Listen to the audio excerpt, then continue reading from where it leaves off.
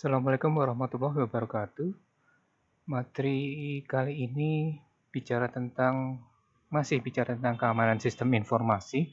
Setelah sebelumnya kita bicara tentang kenapa sistem informasi itu rentan, lalu kemudian nilai dari keamanan dan pengawasan sebuah sistem dan komponen-komponennya. Maka pada bagian yang kedua ini kita akan bicara tentang alat-alat dan teknik-teknik dari keamanan sumber-sumber informasi. Sebelum memulai membahas, kita kembali ke sedikit mengulang materi sebelumnya. Ini adalah video-video yang harus kalian perhatikan karena kondisi keamanan dan pengawasan itu sangat penting. Lalu kemudian ada istilah di dalam bahasa Inggris, security and control. Apa itu perbedaan keamanan dan pengawasan? Jangan dilupakan. Kata kuncinya adalah pencegahan dan memastikan, prevent dan ensure. Lalu terkait dengan kerentanan, kenapa rentan? Itu karena sistem informasi kita sekarang rata-rata ada di jaringan, yang maksudnya adalah untuk mempermudah akses, tapi dengan adanya jaringan juga makin banyak kemungkinan terjadi penyusupan. Lalu kemudian ada masalah perangkat keras, ada peralatan yang gagal, peralatan yang rusak ya, atau konfigurasinya yang salah, passwordnya mudah ditebak, nah itu kan WiFi dengan password yang mudah ditebak, atau memang peralatannya rusak. Rusak ini bisa karena alam atau karena penggunaan yang tidak semestinya, atau bisa juga karena sengaja dirusak. Lalu kemudian ada masalah perangkat lunak, di mana di perangkat lunak ini dari mulai programnya yang salah, tidak ada kesalahan dalam waktu pembuatan program, lalu pemasangannya tidak sesuai dengan persyaratan softwarenya misalnya, atau softwarenya dirubah dengan tidak sesuai dengan kaidah atau tidak sesuai dengan otoritasnya, ya. Lalu kemudian bencana, ini juga bikin sistem kita rentan. Penggunaan jaringan komputer di luar kendali. Jadi kalau ada orang yang menggunakan sistem kita tanpa hak ya, maka ini juga rentan. Atau bisa jadi karena hilang dan pencurian peralatan, terutama peralatan-peralatan yang portable, mobile. Handphone hilang, maka kemudian data yang ada di handphone kan bisa dimanfaatkan. Mungkin di situ ada password, mungkin di situ ada akses ke dalam sistem jaringan perusahaan. Nah, itu menjadikan sistem kita menjadi rentan. Yang perlu kalian perhatikan bahwa titik-titik kerentanan tersebut, titik-titik penting terjadinya gangguan terhadap sistem itu bisa dari sudut klien, dari sudut penggunanya, lalu dari jaringan komunikasinya juga bisa, di server kita sendiri, di jaringan server kantor, server organisasi itu juga bisa, atau di dalam sistem perusahaan kita sendiri. Jadi ada banyak masalah ya di sini. Masalahnya apa aja bisa kalian pelajari lagi. Minggu lalu kita sudah bahas di materi sebelumnya. Lalu dari kerentanan penyalahgunaan sistem yang lain adalah internet. Internet itu memang memudahkan orang mengakses sistem kita dari seluruh dunia. Tapi itu juga artinya membuka kesempatan kepada para penyusup dari seluruh dunia untuk mengakses sistem kita. Untuk mencoba-coba masuk ke dalam sistem informasi kita. Jadi internetnya sendiri jadi rentan sebenarnya. Tantangan keamanan dari jaringan nirkabel juga WiFi, SSID, passwordnya mudah ditebak dan seterusnya. Karena itu sering ada himbauan untuk tidak melakukan transaksi yang penting di jaringan WiFi gratis. Kenapa? Karena sebenarnya sangat mudah untuk menyadap data yang ada di dalam jaringan internet yang gratisan tadi. Itu juga sudah kita jelaskan di materi sebelumnya. terkait dengan malware, software-software yang tidak diinginkan ya. Lalu ada hacker dan kejahatan komputer juga, itu masalahnya. Dari sudut internal, staffnya sendiri, bisa saja staffnya yang membocorkan password atau social engineering ya, atau karena penggunanya gaptek, nggak tahu makainya, nggak tahu cara menggunakan sehingga timbul kerusakan, kerentanan, ancaman terhadap sistem. Dan tentu tadi ada software vulnerability, jadi softwarenya memang tidak didesain sedemikian rupa untuk mengamankan transaksi atau mengamankan penggunaan. Masih tentang kerentanan penyalahgunaan sistem tadi, employee ya, staffnya. Ini beberapa catatan yang kemarin, jadi banyak hal di sana. Dan sekarang kita bicara tentang bagaimana kita mengamankan sumber informasi kita. Yang pertama adalah perangkat lunak untuk mengelola identitas. Jadi perangkat lunak ini akan mendata secara otomatis setiap pengguna dan hak aksesnya. Bahkan juga mencatat ya, siapa, ngapain aja gitu. Autentifikasi pengguna, perlindungan identitas, pengawasan akses. Contohnya atau yang mungkin kalian sering gunakan di sini adalah Google Single Sign-On, SSO. Kalau ada istilah SSO itu Single Sign-On. Jadi cukup dengan satu password, maka kalian bisa mengakses berbagai macam sistem. Dengan menggunakan akses Google, kalian bisa password yang kalian gunakan untuk membuka email di Google Anda, bisa untuk membuka Google Docs, bisa untuk mengakses Facebook, bisa untuk mengakses Twitter. Nah, itu adalah single sign-on. Dan si Google juga mencatat bahwa Anda masuk ke menggunakan mesin yang baru nih di jaringan ini dengan password yang ini, betul atau tidak. Kalau betul berarti memang Anda yang melakukan, tapi kalau tidak Anda bisa mengecek, oh ini IP ini, komputer ini tidak pernah saya pakai. Siapa nih yang ngotak-ngatik akun saya? Nah, itu adalah pencatatan identitasnya. Kalau di kampus, kalian sudah punya single sign-on ya, mau akses ke SysAcad, mau akses ke layar, sebenarnya juga kalau kalian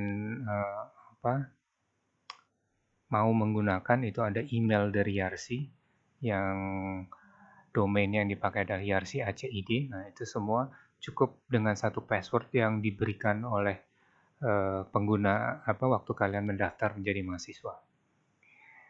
Oke, cara lain mengamankannya adalah dengan menggunakan password system, nah itu yang dipakai tadi single sign-on. Lalu kemudian selain dengan menggunakan password, ada juga yang istilahnya menggunakan token. Ini biasanya dipakai untuk perbankan ya. Ini adalah beberapa contoh token. Tentu kalian sudah kenal token yang modelnya begini. Lalu ada yang kotak. Nah, yang ini juga token. Tapi kalau yang di sini kan biasa perbankan ada verifikasi ya.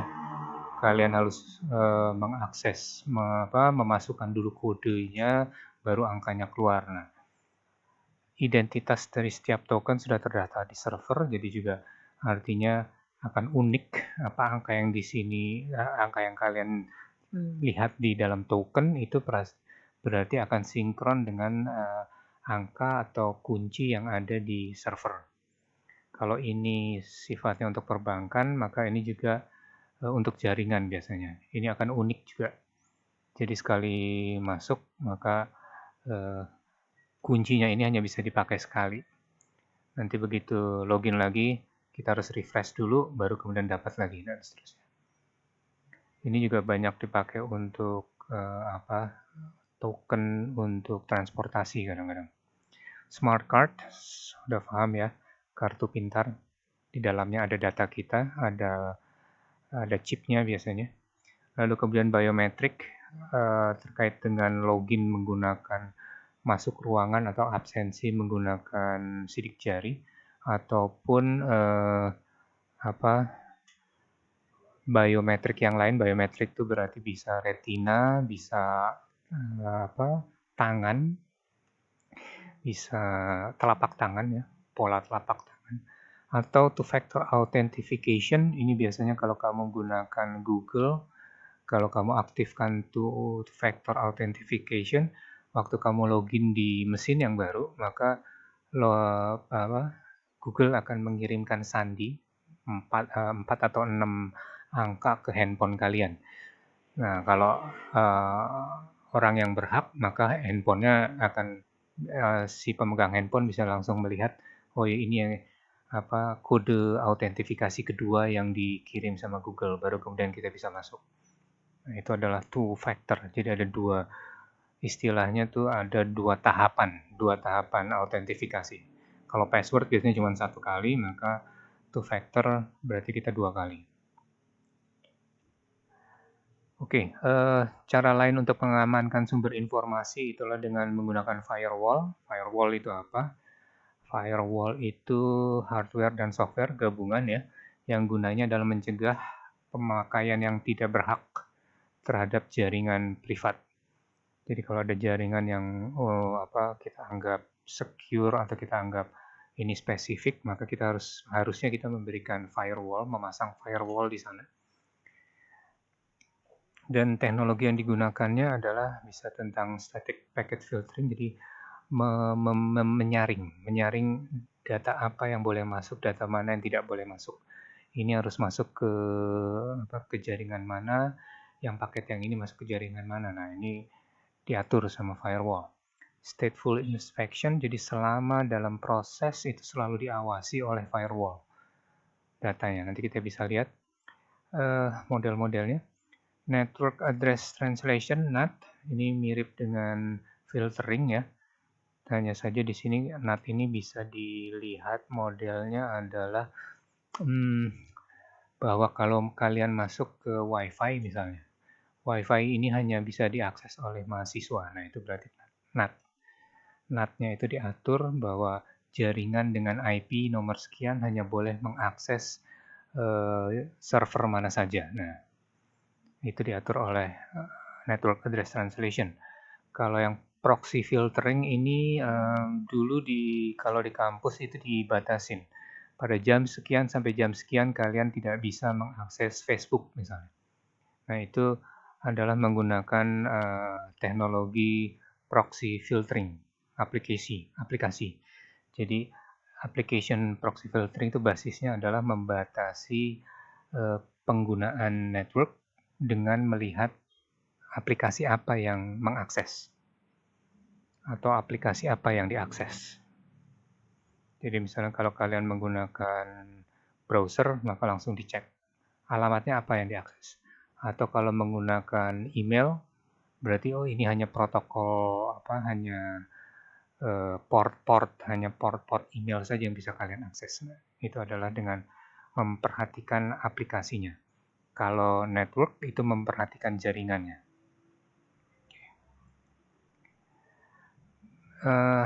Ini gambaran firewall tadi ya.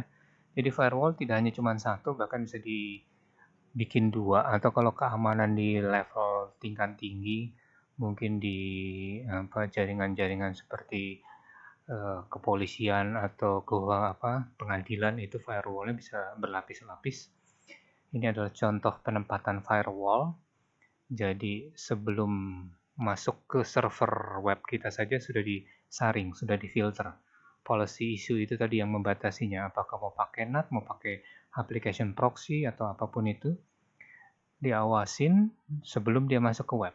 Kalau tidak sesuai dengan policy-nya, dengan kebijakannya, maka ditolak. Hanya yang diizinkan yang masuk. Setelah masuk, dia bisa ngelihat, bisa ngubrak-ngabrik web server kita sesuai dengan rights-nya ya, haknya. Lalu kemudian sebelum dia masuk ke database server kita, maka ke dalam sistem jaringan internal kita, ke komputer server yang ada di kantor gitu, maka dia juga harus ngelewatin lagi firewall lagi. Jadi waktu mau masuk internet ini, mau masuk ke sini atau hacker mau masuk ke jaringan LAN kita, ke user kita, itu dia harus melalui 2 hambatan ini. Belum lagi web server sini dan di sistemnya juga kalau memang sistemnya diamankan lagi dengan software-nya bagus, maka berarti akan semakin sulit si penyusup masuk ke dalam jaringan. Ini gunanya firewall ya. Jadi dia bisa ditempatkan di antara jaringan privat kita, ini kan jaringan privat ya, atau juga di jaringan publik.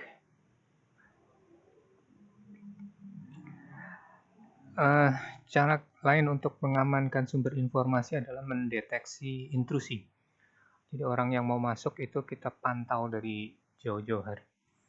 Masih ingat tadi gambar yang ke sini? Ini adalah kita memantau di pertemuan yang minggu lalu. Oh, ini dia. Maka kita harus memantau dari titik-titik komunikasinya mungkin nggak? Dari titik-titik servernya ada nggak kemungkinan di-hack?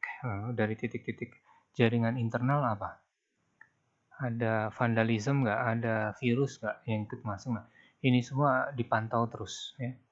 Ini semua dipantau terus dan awasi terus dengan sistem deteksi intrusi.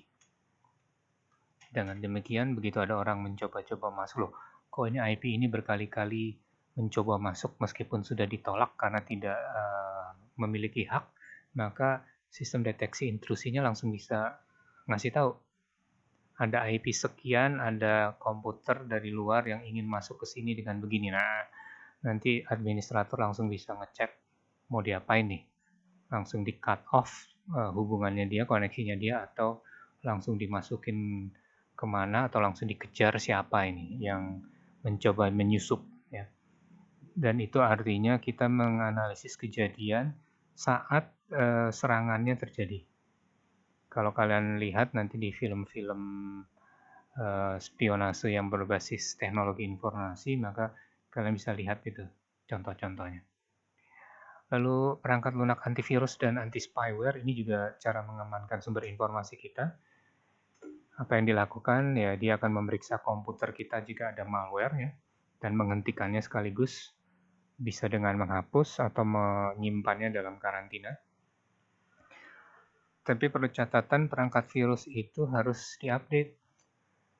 Kalian punya perangkat antivirus atau anti-spyware, tapi tidak ada update-nya. Kalau tidak diupdate ya malware-nya berkembang terus. Jadi bisa jadi antivirus Anda ketinggalan zaman. Nah, itu semua tadi bisa digabungkan, sistem pengamanan firewall, sistem deteksi intrusi, antivirus, itu menjadi satu sistem manajemen ancaman terpadu namanya.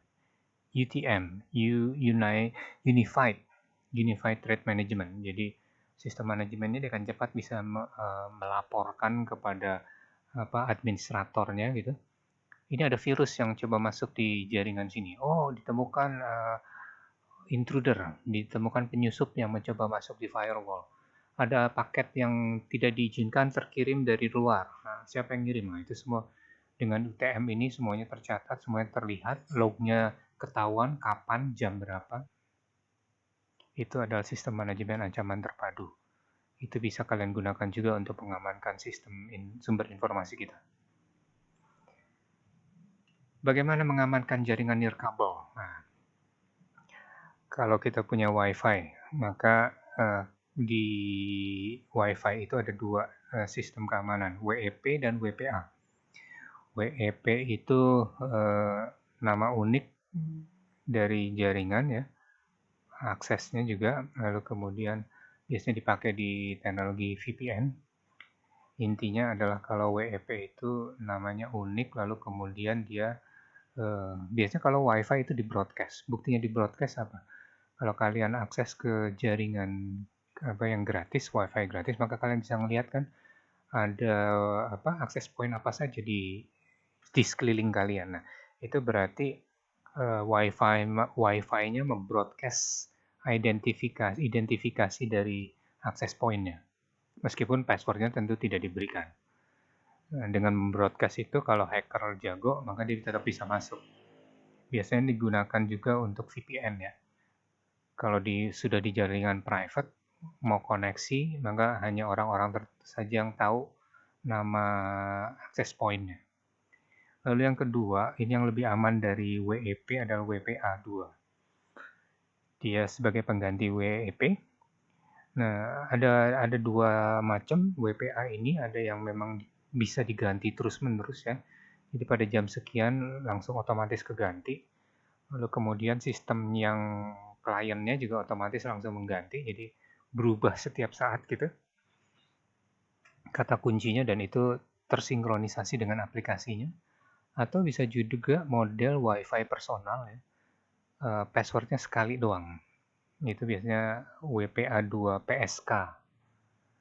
Pre-shared, jadi key-nya sudah dibagikan lebih dahulu. Ini model yang tadi terus mengubah kata kunci itu berarti ada server untuk autentifikasinya yang terpusat ya. Kalau WiFi di rumah atau pakai jaringan lokal biasanya kita nggak pakai ini biasanya untuk perusahaan yang sangat besar dan perlu pengamanan yang ekstra ketat.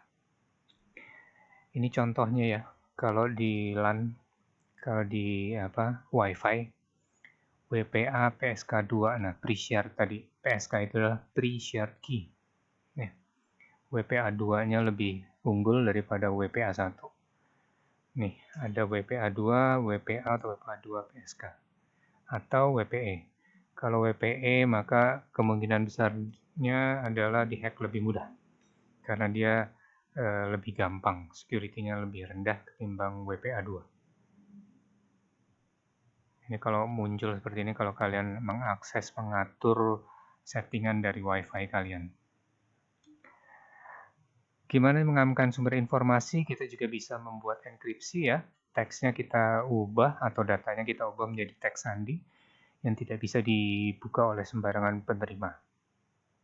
Ada dua metode enkripsi di jaringan, ada yang menggunakan SSL atau TLS, itu biasanya untuk protokol email ya. Kalau kita ngirim email, supaya email kita nggak bisa disadap atau supaya tidak semua orang bisa mengakses akun kita, maka kita akan menggunakan TLS, transport, untuk mengirimnya, supaya waktu dikirim teksnya bisa tidak tersadap.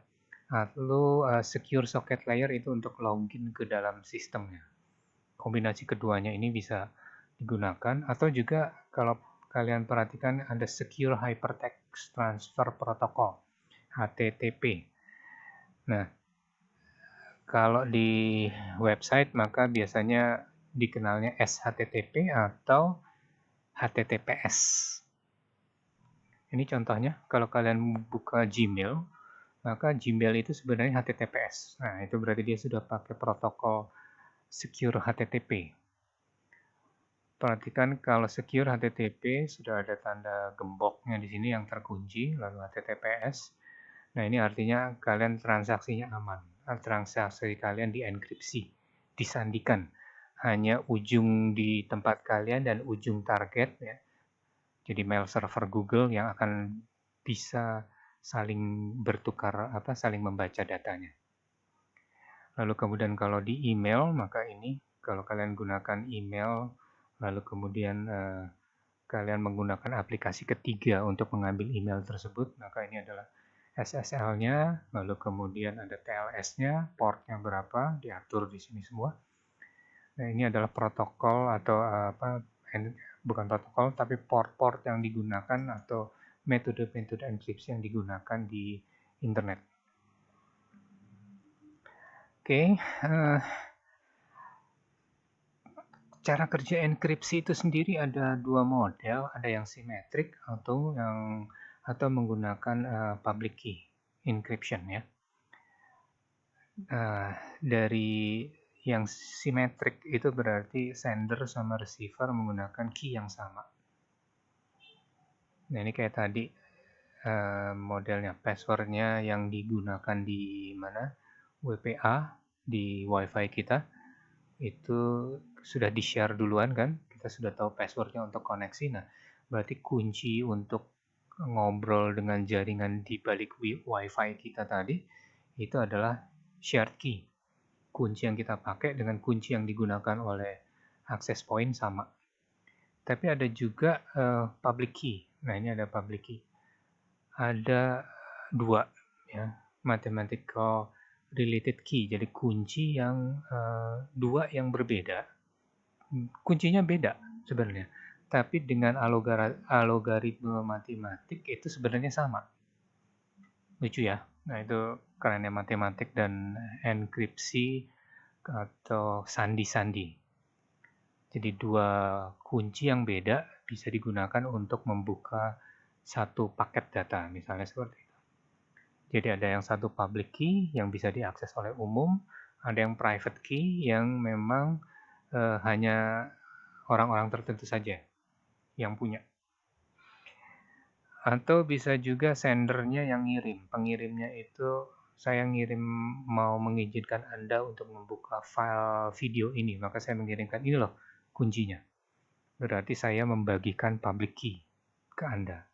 Karena bisa jadi bukan hanya satu orang, kita membagi ke banyak orang sekaligus. Nanti setelah si penerima pegang kuncinya, maka videonya baru bisa dibuka atau datanya harus emailnya baru bisa dibaca. Nah, kira-kira gitu. Gambaran kasarnya adalah seperti ini. Jadi waktu ngirim dia dienkripsi ya. Lalu kemudian diacak message-nya, pesannya atau aplikasinya, datanya. Dan kemudian waktu diterima oleh si penerima, dia akan menggunakan kunci lain private ya.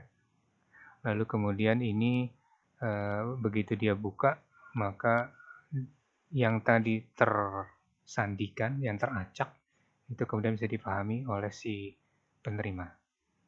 Jadi ada dua kunci, public key dan private key.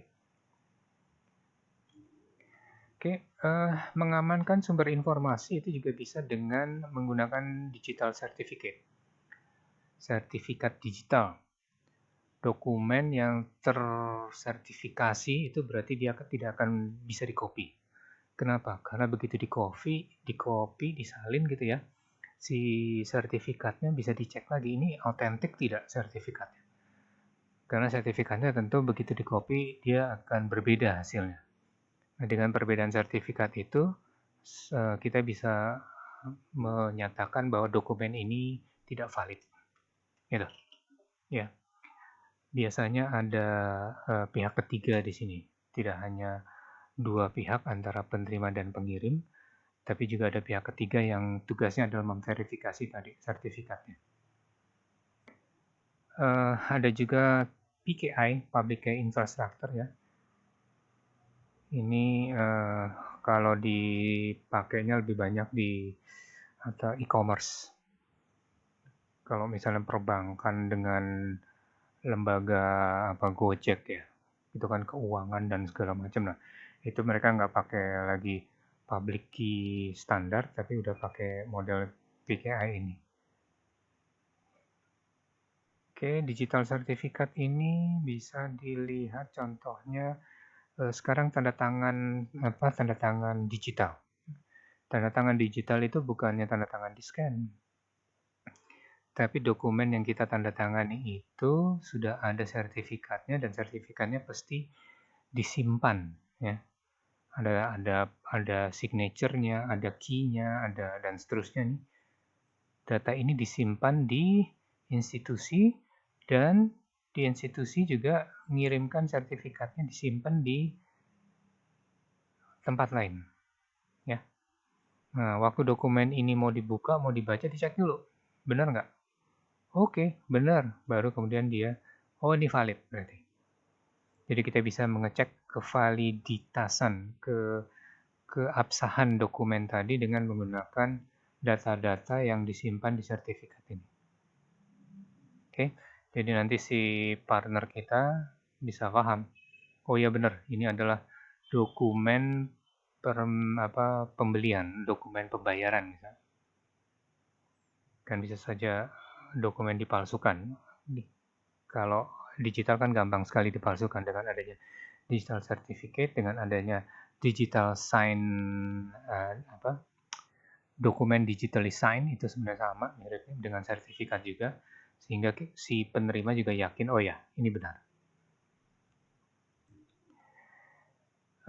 Mengamankan sumber informasi juga bisa dilakukan dengan memastikan bahwa sistem kita selalu siap setiap saat, siap akses kapanpun ya. Ini penting kalau kita bicara tentang online transaction. Bayangin kamu lagi beli di Tokopedia, lalu servernya down, kan? Lalu uangnya nanti yang sudah kalian bayar atau transaksi yang sudah kalian bayar ternyata tidak terkirim ke tokonya. Tokonya ngerasa tidak menerima. Nah, itu gimana tuh? Gara-gara sistemnya down di tengah jalan. Waktu transaksi sedang berjalan. Jadi di sini artinya kita sistem availability-nya tinggi. Waktu down-nya itu rendah. Atau juga membangun sistem komputer yang fault tolerant. Jadi toleransi terhadap kesalahannya bagus. Kalau ada hard disk-nya rusak, maka tetap dia bisa jalan karena ada backup-nya yang otomatis. Mirroring. Kalau server ini ada yang hack, maka masih ada server satu lagi. Nah, itu fault tolerant. Berarti meskipun ada yang terjadi kesalahan gitu, tapi sistem tetap berjalan dengan normal. Sehingga menghasilkan ketersediaan sistem yang terus-menerus. Ini dipakai untuk stock market misalnya. Kalau kalian jualan saham di internet, nah gimana itu? Aksesnya dari seluruh dunia. Servernya cuma satu, nggak mungkin. Pasti dia punya backup server banyak. Jaringan ini kesambar petir, ada bencana alam, tetap aja nanti dia bisa menggunakan jaringan yang lain. Perpindahannya sedikit sekali. Jadi jasanya itu tidak terganggu sama sekali. Lalu kemudian mengamankan sumber informasi juga kita bisa melakukan dengan pengawasan lalu lintas jaringan ya. Ini Deep Packet Inspection, DPI, ini diterapkan juga di firewall kadang-kadang. Jadi kita bisa si sistem itu bisa mendeteksi, oh kalian sedang mendownload video atau musik. Nah, jadi kan sering kita waktu di kampus juga, kalau kalian ngedownload video, meskipun situsnya mungkin situs yang punya kalian sendiri, tapi kalian tidak diizinkan untuk mengakses video atau musik lewat jaringan, nah itu berarti kalian sedang dibatasi oleh Deep Packet Inspection. Jadi paketnya itu, datanya itu dicek benar-benar dalamnya. Karena signature atau tanda tangan dari paket video dengan paket musik itu udah kelihatan. Ada perbedaan. Tapi ini biasanya dilakukan untuk transfer file yang tidak terlalu penting. Kalau file-file penting pasti dia nggak akan dilihat seperti ini, karena pasti sudah terenkripsi dengan baik.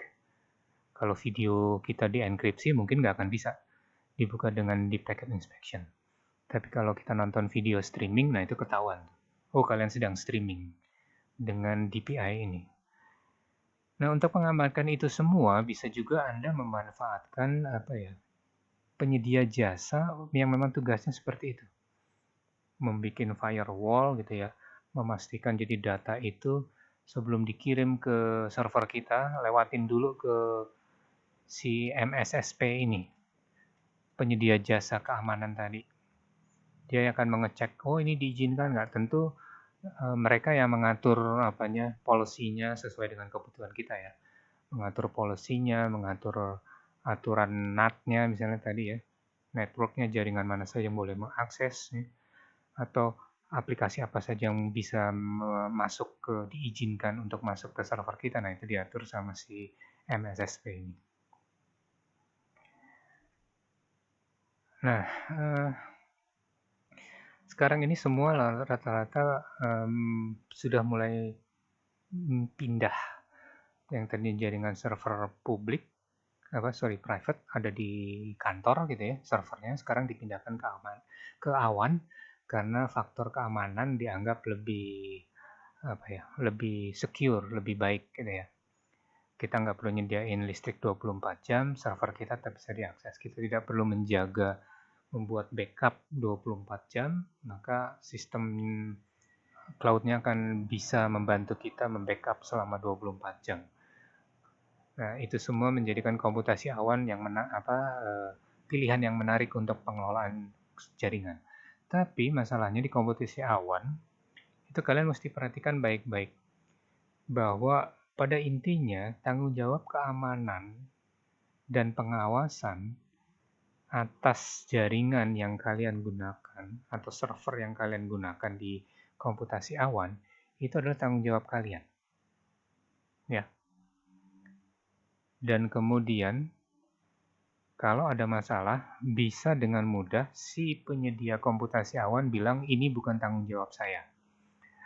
Oleh karena itu, kalau kalian mau menggunakan jasa komputasi awan, coba pastikan di mana datanya disimpan.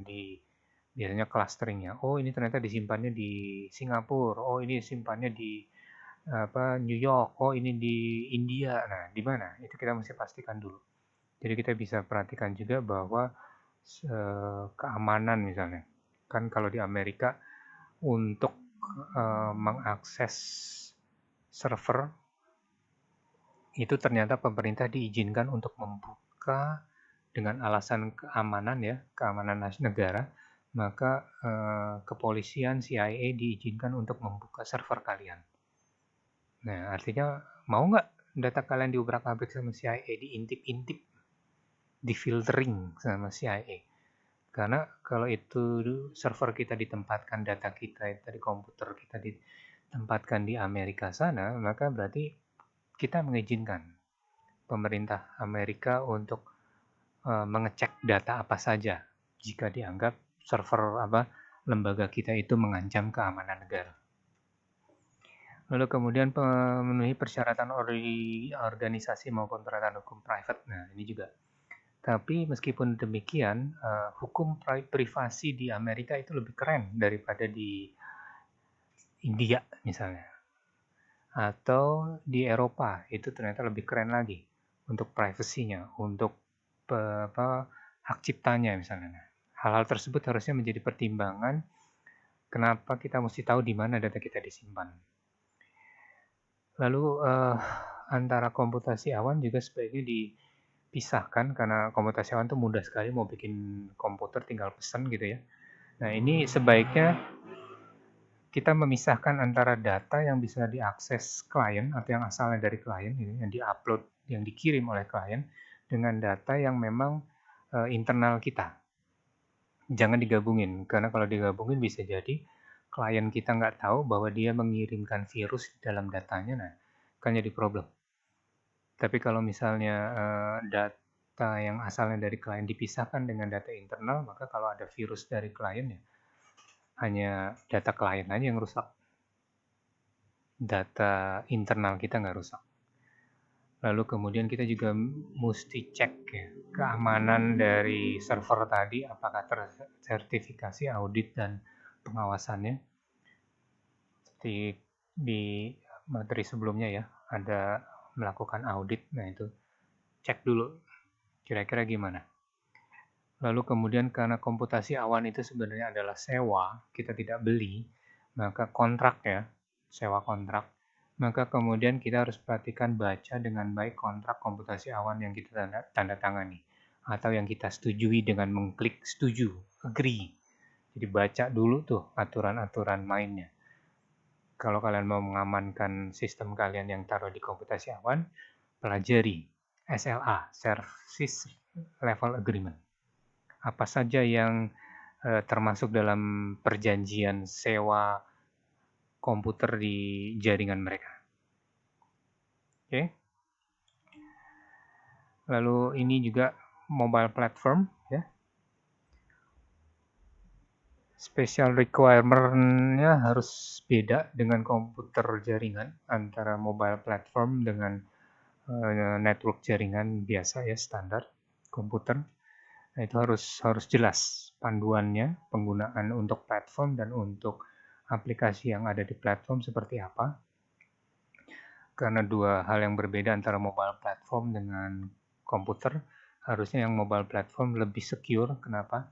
Kalau misalnya mobile itu bisa jatuh, ketinggalan, dicuri, gampang banget ketimbang komputer di kantor. Jadi artinya mobile platform harusnya lebih secure ketimbang pengamanan komputer di kantor.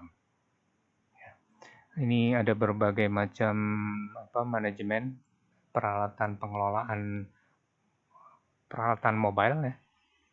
Authorization, tidak semua orang bisa mengakses peralatan mobilenya, lalu kemudian ada inventory record.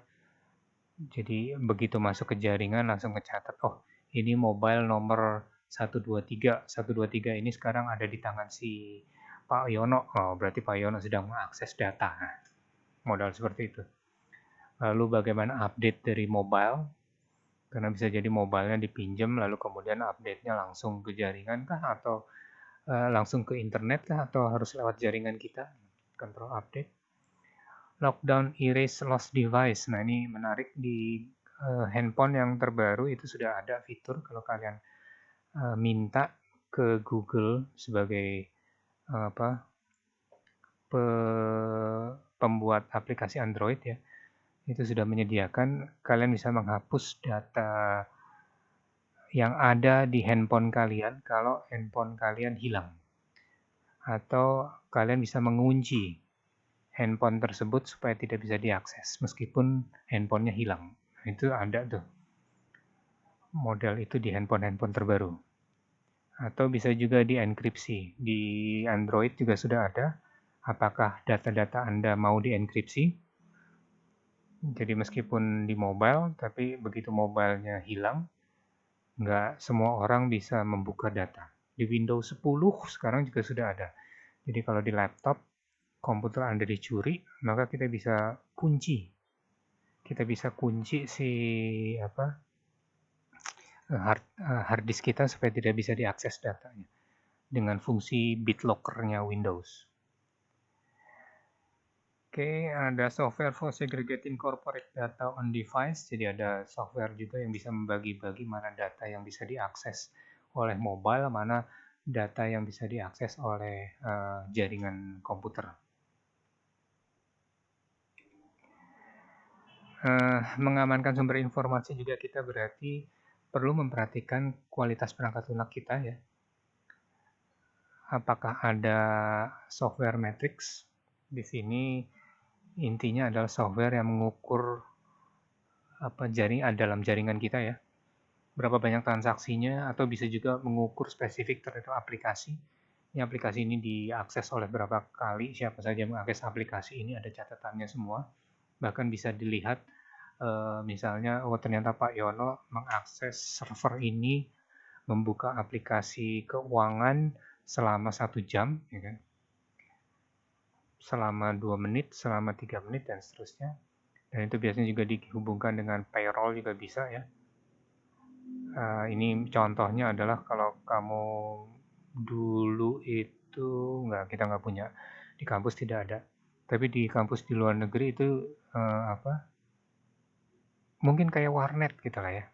Kalau per jam itu lalu kemudian dia muncul catatan hari berapa jumlah ya bayarannya dengan penggunaan internet yang Anda pakai. Nah, kira-kira modelnya kayak gitu. Dia mencatat penggunaan dari software atau dari hardware. Tapi kalau di warnet itu kan nanti yang mau dicatat kan lamanya waktu. Nah, kalau ini nanti dicatat apa saja yang diakses dan seterusnya. Tidak hanya lamanya waktu. Oke, non-bugs per 100 line of code. Nah, ini juga metriknya juga mesti dilihat. Kalau software itu ternyata ada bugs, softwarenya jumlah baris programnya itu ada 2000 baris.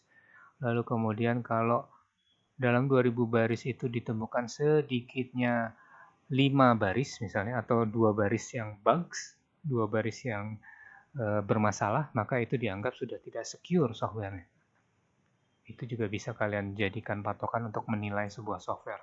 Tentu jumlah program yang error, baris program yang error dengan total keseluruhan baris program itu organisasi yang memutuskan.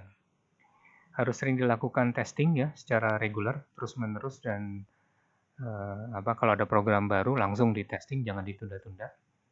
Kalian bisa menilai spesifikasi atau rancangan dokumen bersama grup pakar, nggak usah banyak-banyak, ketemu ahlinya lalu bilang, Pak, ini gimana nih? Kita catat deh semuanya. Yang kemudian itu menjadi dokumen dokumen keamanan. Kita dari hasil rancangan ini kita bisa membuat catatan tentang aplikasi tersebut, dokumen rancangan dari aplikasi tersebut. Atau kalian melakukan debugging. Debugging ini berarti mencari baris yang salah dari sebuah program. Kalau programmer pasti tahu debugging. Demikian materi bagaimana kita bisa melakukan pengamanan ya, cara-caranya apa saja.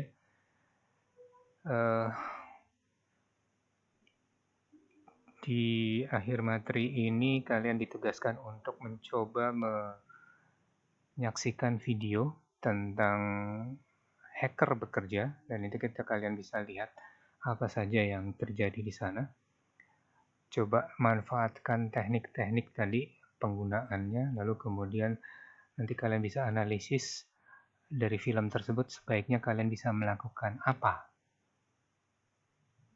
Tadi di awal di materi sebelumnya kalian sudah tahu rentannya di mana, jadi kalian bisa mengecek di film tersebut di bagian apa terjadi pembobolan, pengintrusi, penyusupan, atau pengerusakan, lalu kemudian teknik perbaikannya seperti apa, karena kalian mungkin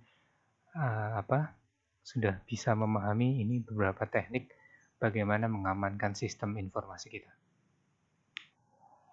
Demikian pertemuan materi kali ini. Terima kasih atas perhatiannya. Assalamualaikum warahmatullahi wabarakatuh.